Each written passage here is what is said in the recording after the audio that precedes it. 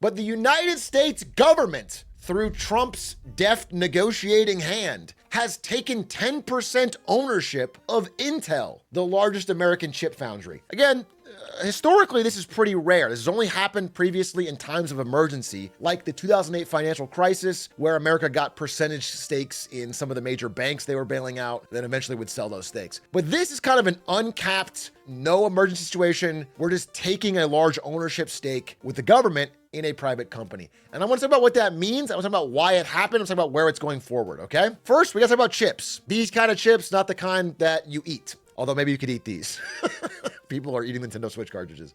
Chips, very, very important. Now, this is kind of a base primer. You might already know this, but it's worth saying. Some people, like Jensen Huang and NVIDIA here, design the chips, and some people, some companies, make the chips. It's like TSMC in Taiwan. They have these big, gigantic foundry clean rooms where they actually make the chip. So designing and making, producing are different things. Understand, you might design it here in America, but then it would be made in Taiwan. Let's stretch this out a bit and notice who's on the design side. So the biggest chip designers in the world are like NVIDIA, AMD, Apple, Qualcomm. Now, all of these companies are American. Pretty cool. Good for America. We have a lot of world-class chip designers. But who actually makes the chips? Well, pretty much all these companies use TSMC, actually. If I'm using specific examples, pretty much all these companies use TSMC. TSMC has a massive market share, so it's all made in Taiwan. But behind TSMC, you might find companies like Samsung in Korea or SMIC in China. And then way down the list, not able to make the latest and greatest chips, not even able to make very good chips, to be quite honest. Really bringing up the caboose, the rear, is Intel. That is our American version of a chip foundry. This is not ranked top 4. Intel's even farther down. But Intel is the biggest American chip foundry that can actually produce chips. And they've had a very rough past few, honestly, decades.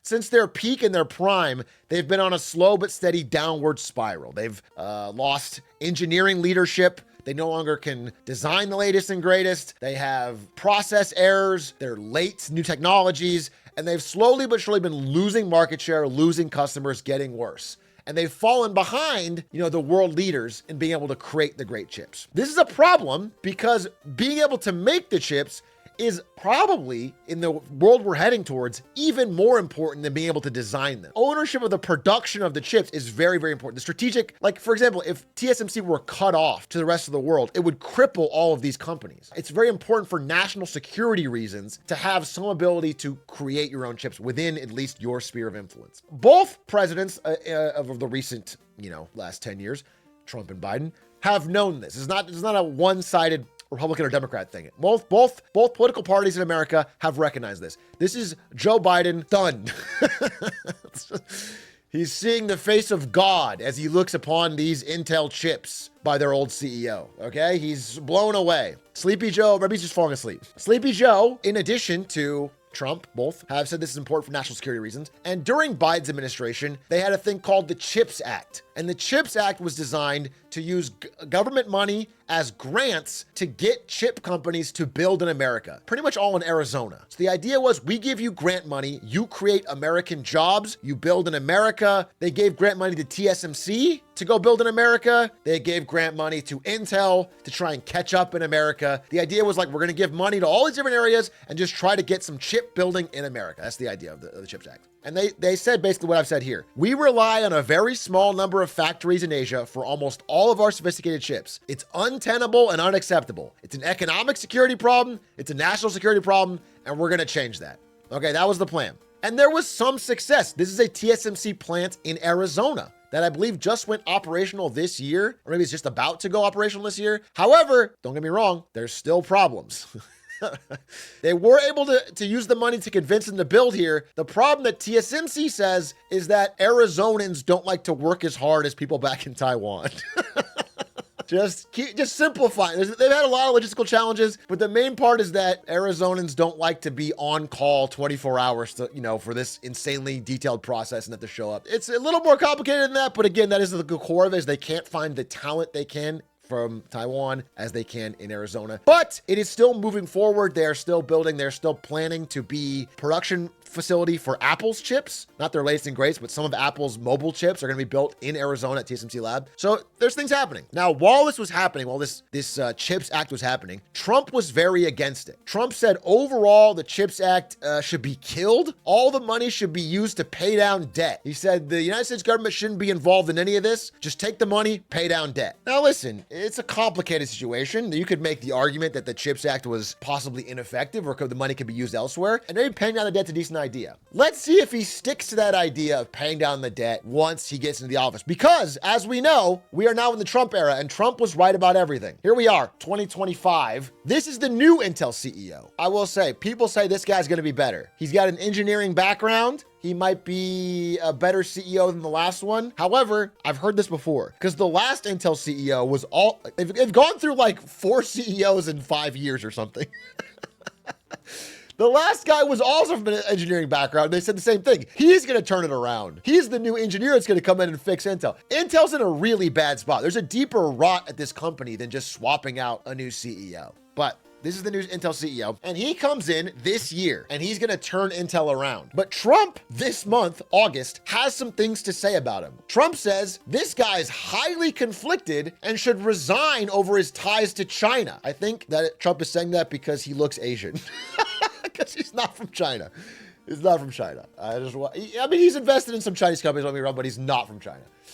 He's Malaysian. But anyway, Trump says this, and then notably says the CEO of Intel is highly conflicted and must resign immediately. There is no other solution to this problem. Now, this is a very important statement because this is this month. Trump has said there is no other solution, the Intel CEO being conflicted, than him resigning. That's it. We've figured it out. There's only one solution. Now, this caused a bit of a chaos at Intel. Intel's leadership was in a panic. The president of the United States is saying we have to have our CEO step down and then we're infiltrated by the Chinese. They said, okay, they talked to some experts, some Trump experts, and they decided they've learned the following. Trump loves meeting with CEOs, even those who he's attacked publicly. Trump just likes deal making. He likes being a mover and shaker. He likes being personally involved. People come in, they talk to him, he can get something out of them. He likes this. They decide they're going to fly out this CEO to go meet with Trump to convince him that he's not a Chinese spy and the US government has a long-term interest in bolstering Intel. Surprise, surprise, it works.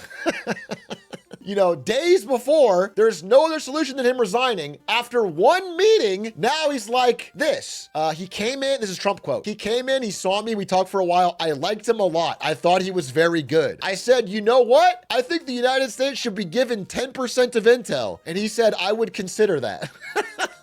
So a massive pivot. From a few days ago, you're like, he's got to get out. And so now you meet him once. Oh, you know what? I love Intel and you, and I want 10%. So I did skip one part in the middle, and I hope I have it in here. If not, I'll just draw it, okay? So between this meeting, I'm sorry, I did skip one. Between this, calling him to resign, and this meeting, there was one middle part where Trump said, hey, what if we got TSMC to buy 49% of Intel? Because TSMC is good and Intel is bad. So we'll just sell 49%, we'll force them actually, to buy 49% of Intel and they'll make Intel good. Now, the problem with this, I mean, there's a couple of problems with this, but one of the main ones is that TSMC has zero interest in doing this.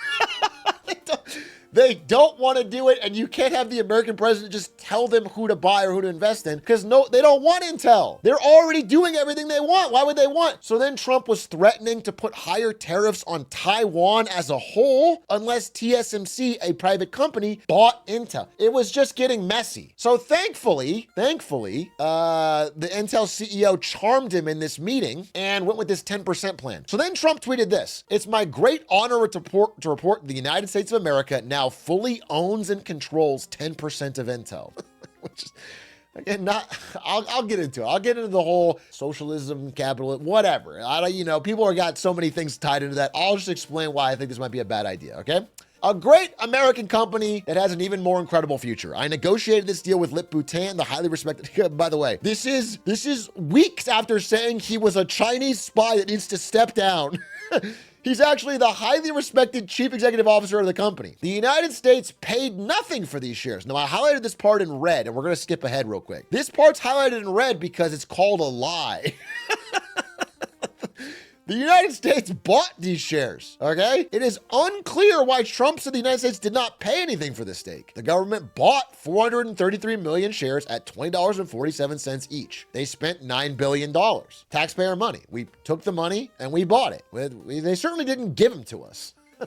It's a public company. They can't even without printing more. I mean, so we bought them. I just want that to be clear. I mean, you could say that's, the money they used. I do want to, give the full picture here. So there was $9 billion, this amount of money that was left over from Biden's CHIPS Act. And the reason it was left over is because Biden's CHIPS Act had certain milestones that Intel had to reach to unlock the money. Intel did not reach the milestones. Intel was slow and shitty. So there's money left over, $9 billion in the CHIPS Act that wasn't distributed. So Trump said, I'll use that money because it's basically free. It's kind of girl math. Because you could use it, right, to pay down debt, like you said. You said kill the law and use the excess funds to pay down debt. You could use leftover money if you wanted to do that. But instead, you're like, now it's already allocated. We'll just use it to buy 10% of Intel. So it's a bit of a bait and switch there. The shares are now valued at approximately $11 billion. This is a great deal for America and also a great deal for Intel.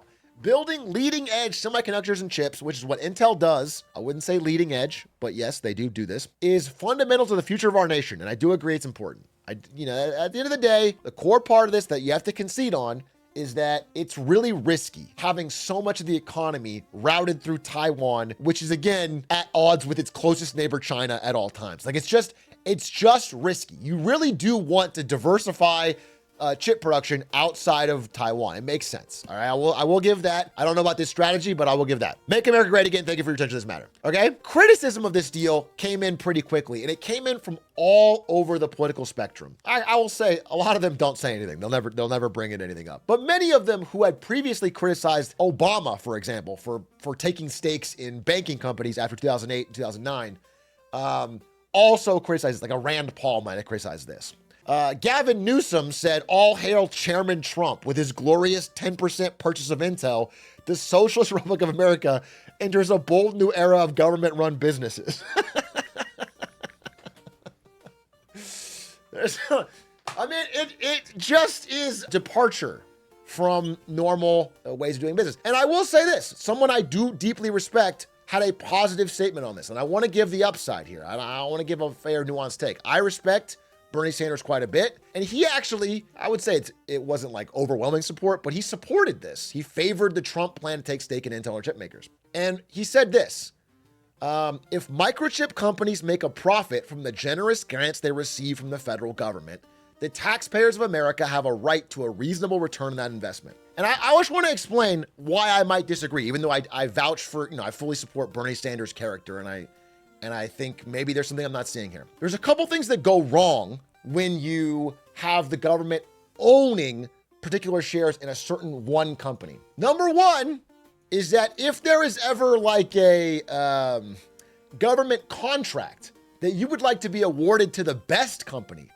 the company that can do it for the best price or the most innovative, in historical examples, it'll go to the company that the government owns 10% of. There's a big conflict of interest. It's like picking winners and losers. The government has because Trump has personally negotiated this deal and gotten us 10% of Intel, he can't allow Intel to do worse.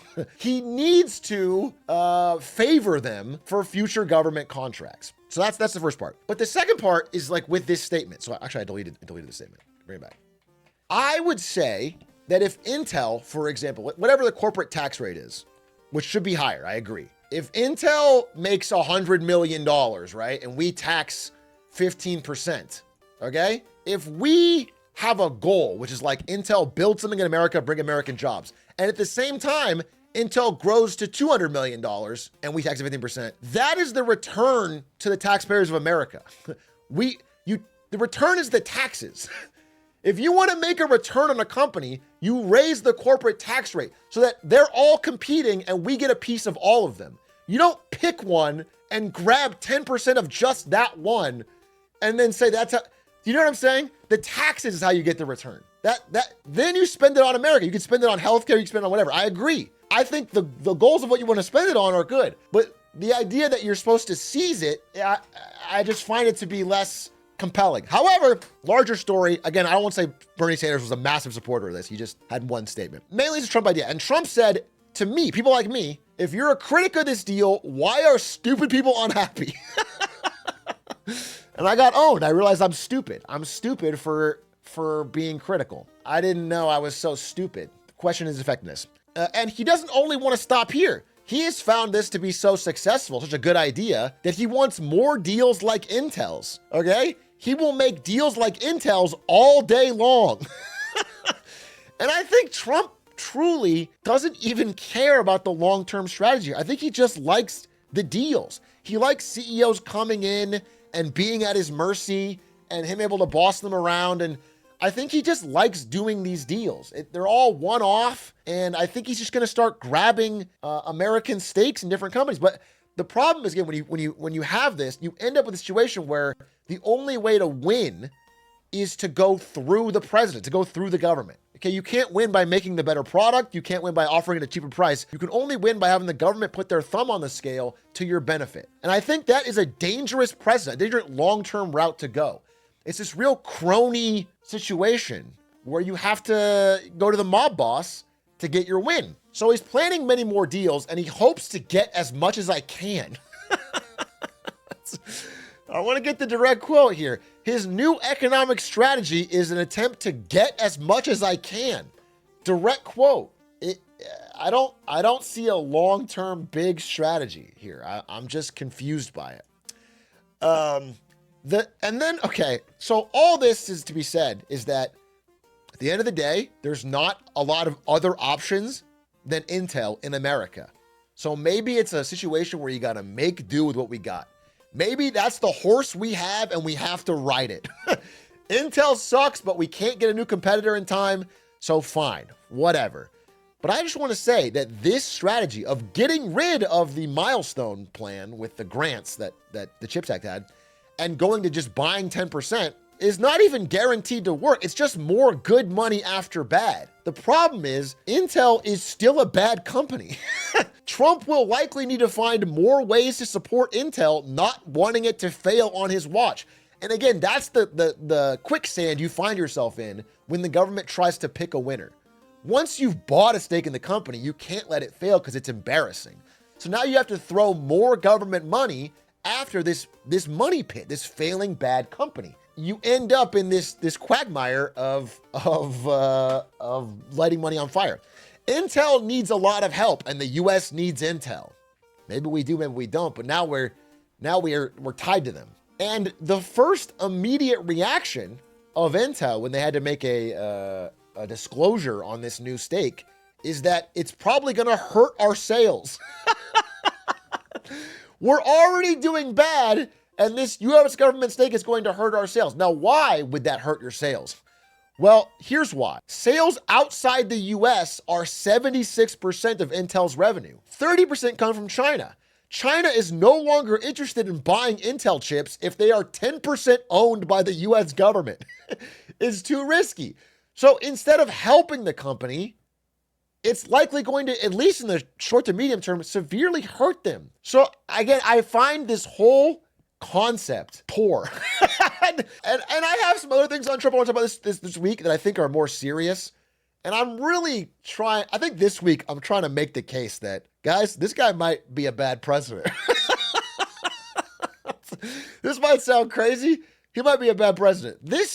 Because it takes a while for economic stuff to make our lives worse, you can look at this and laugh. And I am laughing. But more of this will lead to I think, a material reduction in American innovation and the amount of money going around in this country. I do agree with that. There's also some more serious stuff we're going to talk about later this week. But this, for now, is what I want to say. I think the U.S. buying 10% stakes in companies or more is a bad idea. And I just want to give the reason why. I think we should tax companies more, but we should force them to compete. And then no matter who wins, we get our cut and we spend it on our citizens. That would be the dream. That would be the ideal. Buying pieces of them and having them be tied directly to the government is a recipe for corruption. A recipe for corruption and a recipe for scandal and a recipe for disaster is what I think. Thank you for watching. Appreciate you. Let me know in the clip channel if you disagree. Goodbye.